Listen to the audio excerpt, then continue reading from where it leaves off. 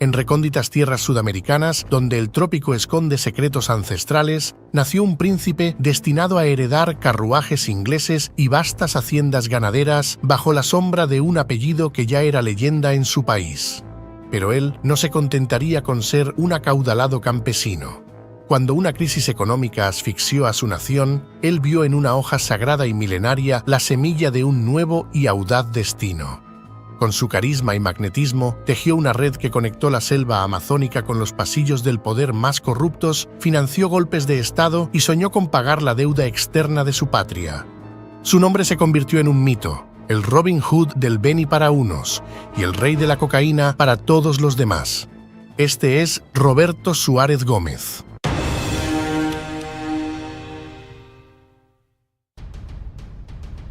Roberto Suárez Gómez nació el 8º día del primer mes de 1932 en la localidad Santa Ana del Yacuma, ubicada en el departamento tropical del Beni, Bolivia. Sus padres fueron Nicomedes Suárez Franco y Blanca Gómez Roca, casados 8 años antes de su nacimiento. La suya se trataba de una familia acaudalada, dedicada a la ganadería. En palabras de Aida Levy, quien en un futuro fuera esposa de la criatura, Nicomedes mantenía un estilo inglés inigualable. Poseía una magnífica colección de carruajes traídos desde Europa, con excepción de uno que le obsequió el príncipe de la Glorieta. Era todo un acontecimiento su llegada a la plaza principal de Santa Ana en alguno de ellos, jalados por 2 o 4 bellísimos corceles blancos o azabaches, según la ocasión. Frases que sin duda dejan muestra de esa opulencia.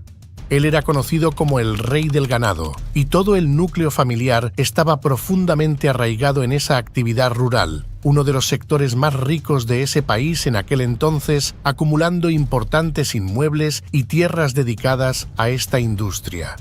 En particular, las propiedades incluían grandes haciendas en las zonas bajas del Beni, donde criaban miles de cabezas de ganado y controlaban vastas extensiones de suelo dedicadas a tales fines.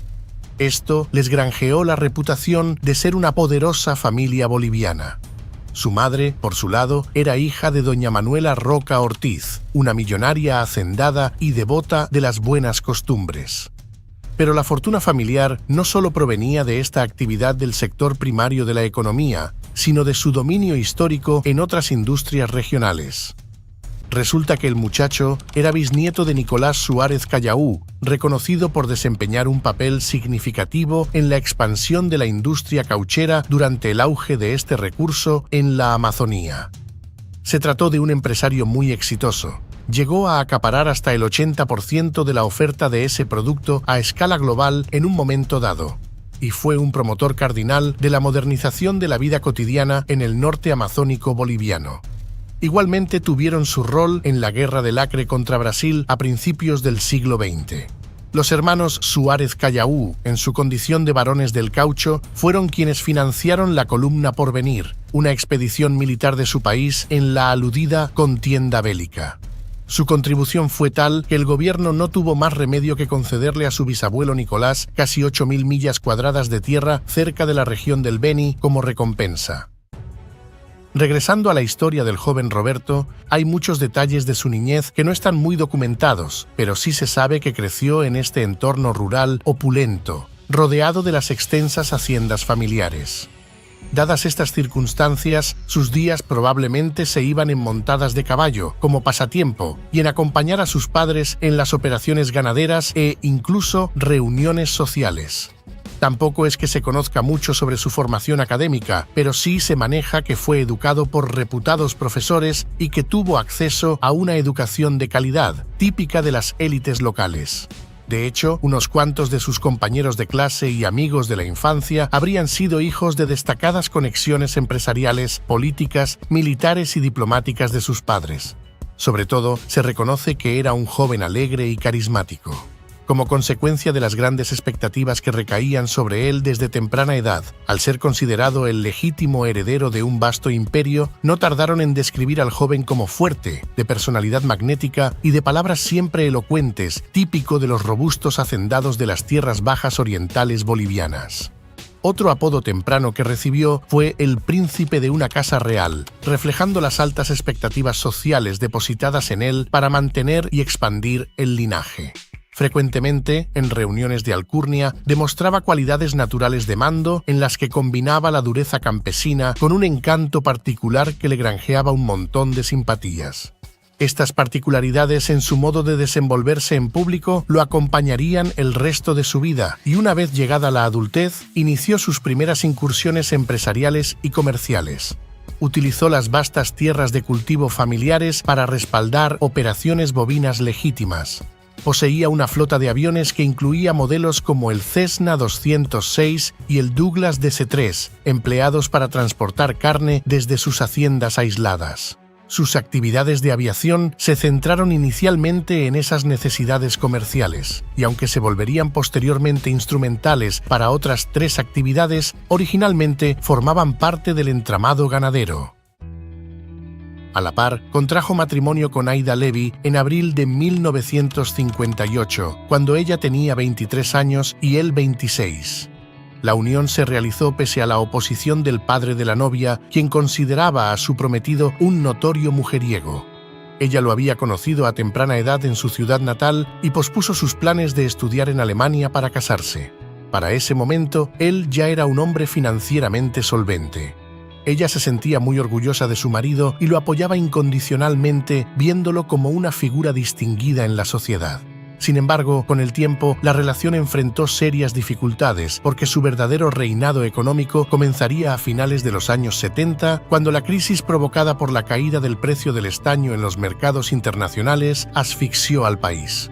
Por si fuera poco, estaban sumidos en un importante endeudamiento, desencadenado por años de déficits fiscales y una rápida acumulación de deuda externa, la cual se había multiplicado casi por 10 en los últimos 15 años.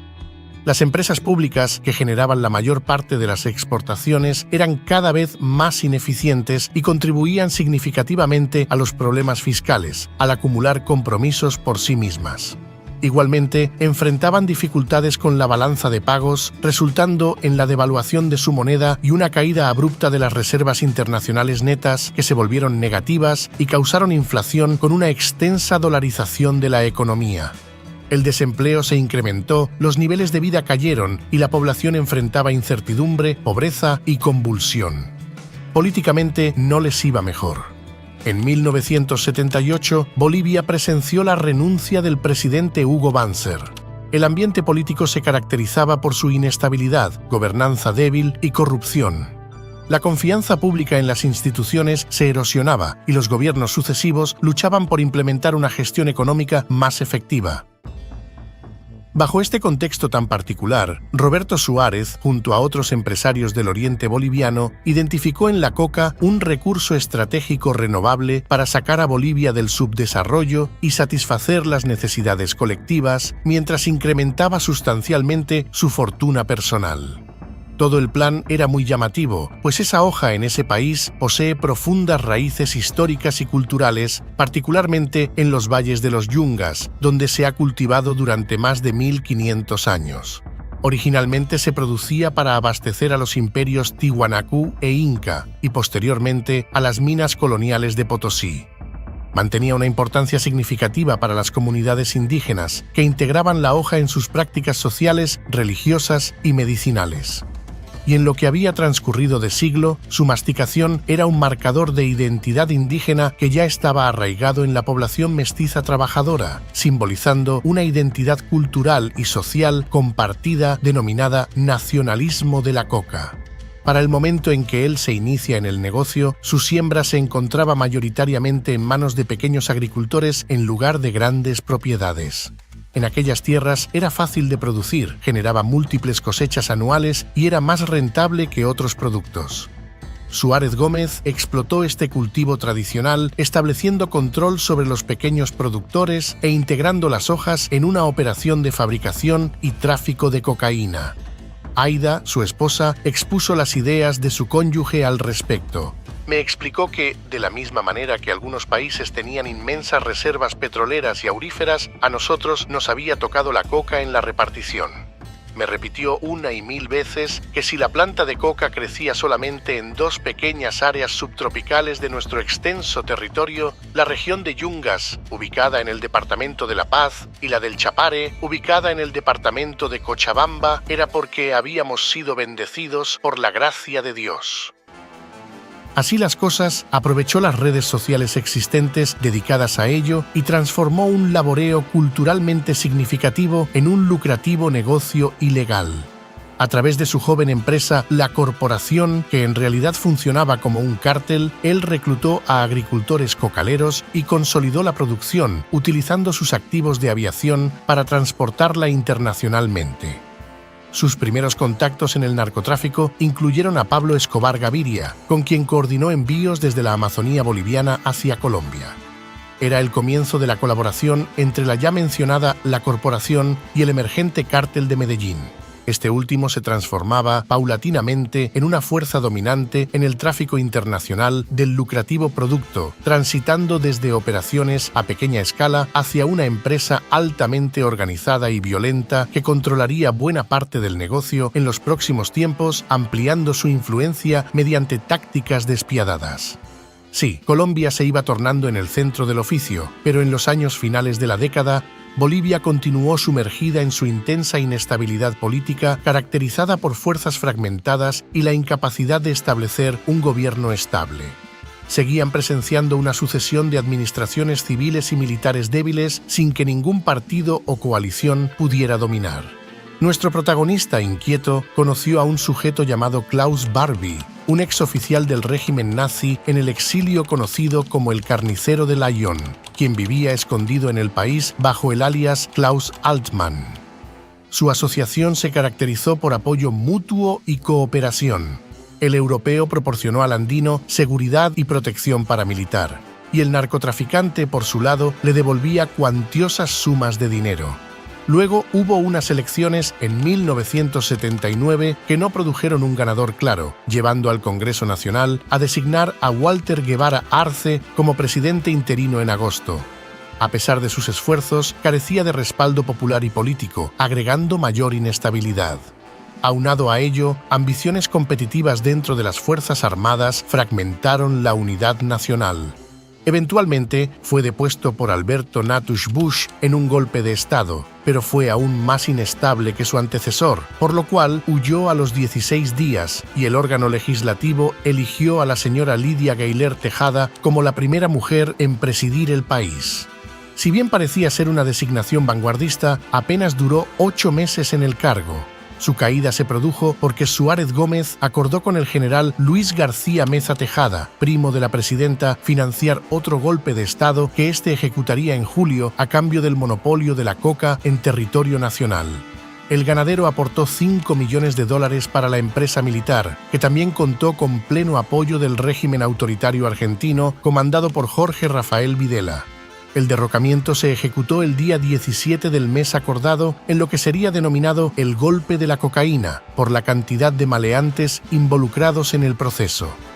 El nuevo mandatario liberó de la cárcel a los capos de la droga, destruyó los registros policiales y tomó represalias contra quienes desafiaran sus políticas. El ejército, mientras tanto, recibía millones de dólares en sobornos de los narcotraficantes. Agentes antidrogas estadounidenses, en situación de desesperación, cerraron sus oficinas. Según varios testimonios posteriores, el ganadero no vacilaba en oponerse a la violencia durante todas las negociaciones, exigiendo antes, durante y después de la deposición de Gayler que no hubiera derramamiento de sangre. Contrario a lo que él deseaba, la junta militar instaurada resultó ser la más sanguinaria en la historia del país. Resulta que aquella institución se encontraba asesorada por su amigo Klaus Barbie, quien sí era partidario de esta clase de prácticas, y por el terrorista neofascista italiano Stefano Delle Chiaie, quien tampoco se veía disgustado por la violación de derechos humanos. Básicamente, era un gobierno comprometido con el narcotráfico que ejecutó toda una barbarie. De hecho, en su toma de posesión, el nuevo ministro del Interior, Luis Arce Gómez, primo de Suárez Gómez, poseedor de una flota de aviones utilizada para transportar narcóticos y protagonista de varios abusos gubernamentales, advirtió lo siguiente: todos los que se opongan al nuevo orden deben andar con su testamento escrito debajo del brazo. 6 meses después, con 500 ciudadanos muertos o desaparecidos y miles de torturados, el ganadero y financista rompió su alianza con los militares, a pesar de que las autoridades constituidas aprovecharan los fondos mal habidos del crimen organizado para consolidar el poder, distribuir prebendas dentro de las Fuerzas Armadas y mantener el control, convirtiendo efectivamente al Estado en un narcoestado.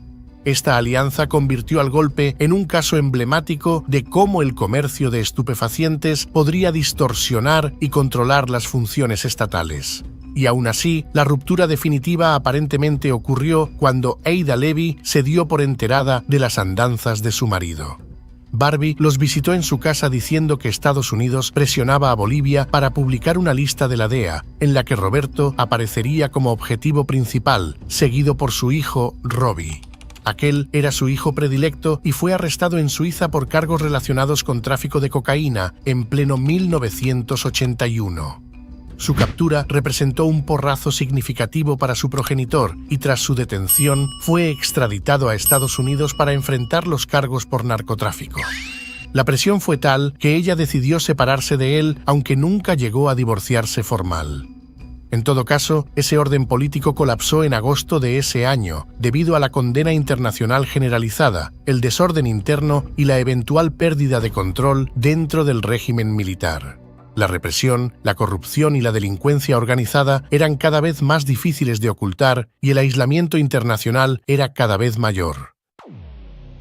Un nuevo presidente, Celso Torrelio, era otro militar que asumía temporalmente el mando. Suárez Gómez, por su lado, se vio coyunturalmente afectado en sus operaciones, ya que el colapso del narcoestado condujo a un mayor escrutinio policial y, junto a los cambios políticos, desafiaron su dominio. De hecho, no pasó mucho tiempo para que la DEA reabriera su sede en ese país y el presidente Ronald Reagan designara como embajador a Edwin Garst Corr, un antiguo asistente del secretario de Estado en Asuntos Amponiles. 10 meses después de asumir la presidencia, Hernán Siles Zuazo firmó un acuerdo bilateral con Estados Unidos por 5 años y $88 millones para combatir a quienes se dedicaban a esa actividad ilícita. La presión era cada vez mayor y en un acto desesperado por recuperar a su hijo, el narcotraficante intentó una audaz maniobra. Ofreció en una carta dirigida a Ronald Reagan pagar la deuda externa total de su país, a cambio de amnistía para sí mismo y su hijo, demostrando los altos intereses en juego. Él estaba completamente seguro de que podíamos pagar en 36 meses la deuda externa del país, que por esos años ascendía a $3.000 millones americanos, manifestó su esposa, estando más desesperada que él por recuperar a su hijo. A pesar de estas gestiones, Robbie, con la ayuda de un batallón de abogados excelentemente bien pagados, enfrentó un juicio en Estados Unidos donde un jurado de Miami lo absolvió de los 2 cargos. Esto representó un duro revés para la DEA. El heredero del capo fue recibido en su tierra natal por todo lo alto. La multitud lo alzó en hombros, cantando consignas contra el imperialismo y la fiesta en los dominios del rey duró varios días. Fue una racha de suerte porque además de esto, las relaciones con el patrón de Medellín mejoraron significativamente. Durante esa época, el neogranadino viajaba a Bolivia acompañado por su compadre Gonzalo Rodríguez Gacha. Escobar necesitaba materia prima y Suárez ya monopolizaba el mercado del país andino. Según rumores, este último habría multiplicado casi por 4 el precio del kilogramo de pasta, incremento que su comprador de Medellín pagó sin objeciones. Sus asuntos prosperaban a un ritmo vertiginoso, pues aparentemente el primer cuatrimestre de 1983 obtuvo una ganancia neta cercana a los $200 millones y a partir de entonces él y su socio colombiano, ahora grandes amigos, se relacionaron con los más destacados malhechores internacionales. Los informes sugieren que a ambos les encantaba celebrar reuniones y brindar con Roberto Calvi, el denominado banquero de Dios, que presidía el Banco Ambrosiano, y por la noche acordaban rutas liberadas en el Mar Caribe con el líder autoritario panameño, Manuel Antonio Noriega, y con el primer ministro de Bahamas, Lynden Pindling. Inclusive se ha hablado de un encuentro entre ambos con Fidel y Raúl Castro para negociar el uso del espacio aéreo y las aguas territoriales cubanas. Testimonios indican el marcado interés del tirano comunista en utilizar el narcotráfico como arma contra el imperialismo estadounidense. Al recibirlos, sus palabras habrían sido: «Gracias por aceptar mi invitación. Ustedes dos serán los misiles con los que abriré un enorme agujero en el bloqueo y en el injusto embargo que sufre mi país». Como resultado de estas gestiones, Fidel Castro habría cobrado $1 millón diarios a cambio de permitir la cobertura del tráfico de cocaína y el uso de aeropuertos cubanos para reabastecimiento de aeronaves. Esta conveniente y lucrativa alianza se entrelazaba con el contexto más amplio de la Guerra Fría y el papel de las sustancias prohibidas en los conflictos políticos. Paralelamente, la revista Time lo bautizó como el Robin Hood del Beni por su fama filantrópica. Para este punto de los hechos, además de ser llamado el rey de la cocaína de Bolivia, su carisma se mezclaba con heroísmo popular, pues en un pueblo marginado por la corrupción oficial, fue considerado un gran benefactor social. Algún tiempo cubrió los costos escolares de toda la zona y financió regularmente educación técnica o universitaria, incluyendo becas internacionales. Lo querían tanto que, cuando tuvo apendicitis, logró atenderse en el Hospital de Santa Cruz. Las autoridades lo buscaban, pero su tierra natal conspiraba para protegerlo. No solo eran los habitantes rurales, diversos funcionarios aduaneros, militares, jueces, personalidades religiosas y hasta un par de agencias internacionales esperaban los billetes que regularmente distribuía la corporación. Más allá de esta fachada, en aquel país no se movía un solo miligramo de pasta sin su autorización. Los novios de la muerte, batallones privados comandados por su amigo Barbie y otros mercenarios lo protegían a él y a los cargamentos que salían en aviones hacia Colombia. Los empleados del cártel, por su lado, dedicaban horas enteras a contar sumas astronómicas de dinero que llegaban en bolsas de lona, alcanzando hasta $60 millones en efectivo. Y si así se movían las cosas a principios de la década, para la segunda mitad el panorama era muy distinto. Si bien podía estar relativamente tranquilo bajo la recién inaugurada presidencia de Víctor Paz Estenssoro, amigo de su familia, él comenzó a experimentar alianzas deterioradas, creciente presión policial y cambios políticos que afectaron su imperio delictivo y red de protección. En realidad, se dice que manifestó en privado su intención de retirarse del negocio. Aparentemente, durante un viaje, el presidente le puso como condición para no molestarlo en su regreso que dejara todo aquello, que se dedicara de lleno a la administración de sus haciendas y nada más. Su respuesta a los intermediarios que le informaron de esto habría sido la siguiente: «Díganle al doctor Paz Estenssoro que no se arrepentirá. Tiene mi palabra de honor de que cumpliré todas sus condiciones al pie de la letra. No pretendo seguir llevando esta vida. Siento que no nací para esto». Luego habría convocado a sus hijos para cenar en su casa. Allí les pidió perdón y se comprometió a llevar de ahora en adelante una existencia digna y tranquila. Una semana después, le habría prendido fuego al laboratorio del Madidi mientras un trío de músicos interpretaba sus valses peruanos preferidos. A su manera de ver, estaban ardiendo sus errores pasados. Por otro lado, su relación con su socio y amigo, Pablo Escobar, comenzó a deteriorarse gradualmente. El factor clave fue un choque de opiniones en su enfoque sobre la violencia. El boliviano prefería emplear la fuerza solo como último recurso y el neogranadino recurría crecientemente al asesinato despiadado y al terror.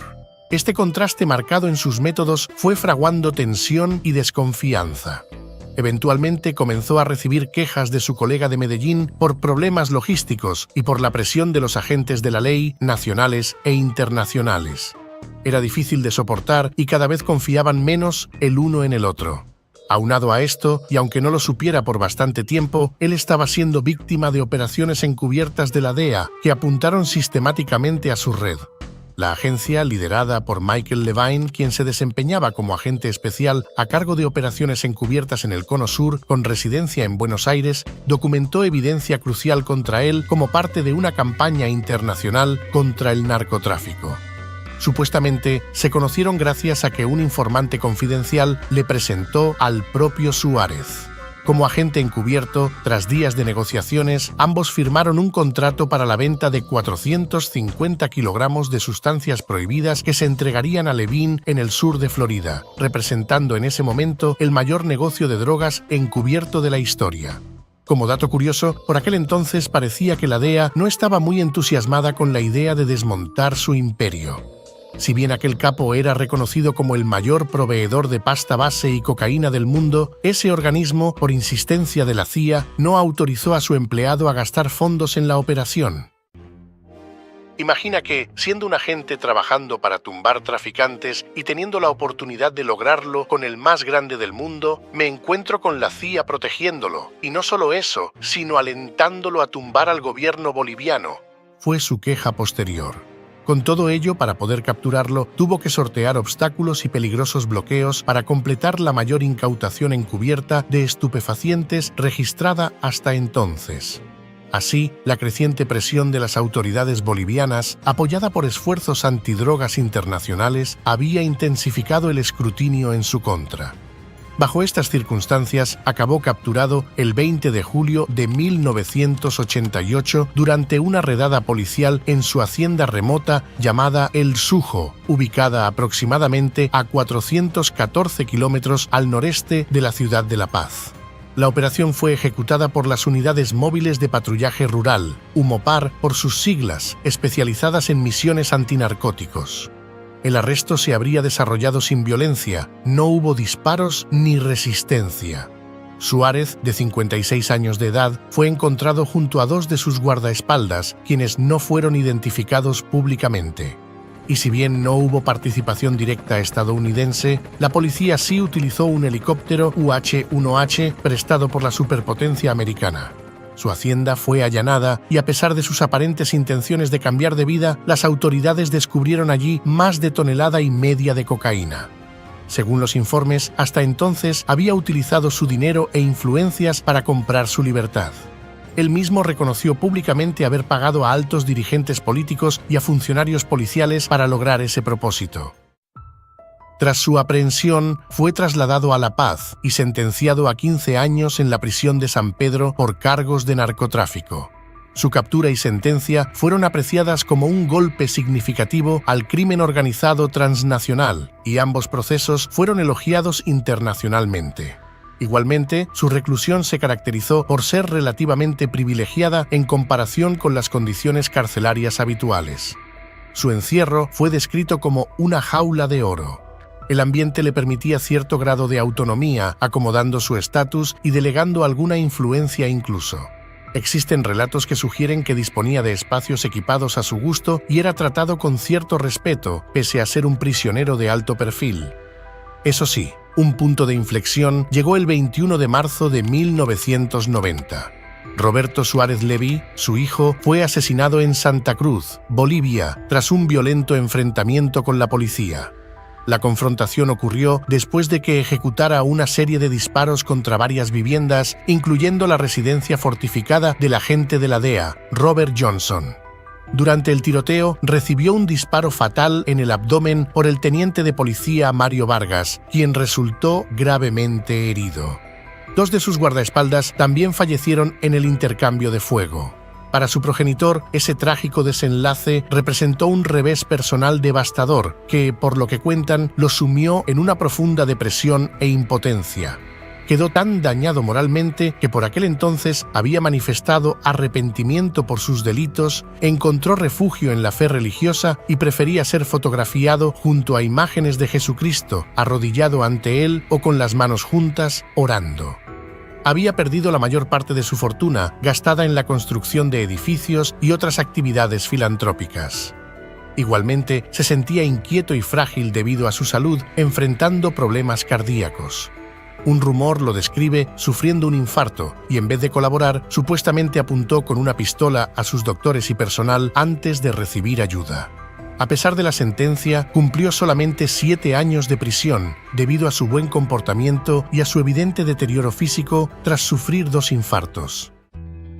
De ese modo, fue liberado en 1996. En los años posteriores, llevó una existencia considerablemente más tranquila y modesta, al menos en comparación con sus años como el rey de la cocaína. Debido a su edad avanzada y deterioro físico, no regresó al negocio del narcotráfico ni recuperó su anterior poder. Según los informes, vivió en Santa Cruz, Bolivia, con relativo aislamiento, lejos de la atención pública y del entorno de su pasado. Sus actividades y pasatiempos fueron modestos y quedaron dentro de su círculo más cercano. No existen registros de extravagancias o nuevos emprendimientos, más bien se comprende que dedicó sus días restantes a concentrarse en su salud y en enfrentar sus propias adversidades. Así, sin más, falleció a sus 68 años de edad, el 20 de julio del 2000, víctima de otro infarto, y fue enterrado en un pequeño nicho en la ciudad de Cochabamba. Así termina la vida e historia de nuestro personaje Roberto Suárez Gómez, el hombre que se movió dentro del narcotráfico boliviano, financiando dictaduras, comprando lealtades y levantando un imperio que llegó a sacudir a gran parte de Latinoamérica. Si este video te atrapó, estás invitado a continuar con la maratón especial que hemos preparado: la vida de Juan Ramón Mata Ballesteros, el imperio de Griselda Blanco, el ascenso y caída de Joaquín El Chapo Guzmán y el papel clave de Rafael Caro Quintero en los narcos más legendarios. Suscríbete, deja tu comentario, comparte y dale me gusta, que así me ayudas a seguir trayéndote relatos reales, profundos y documentados del inframundo criminal.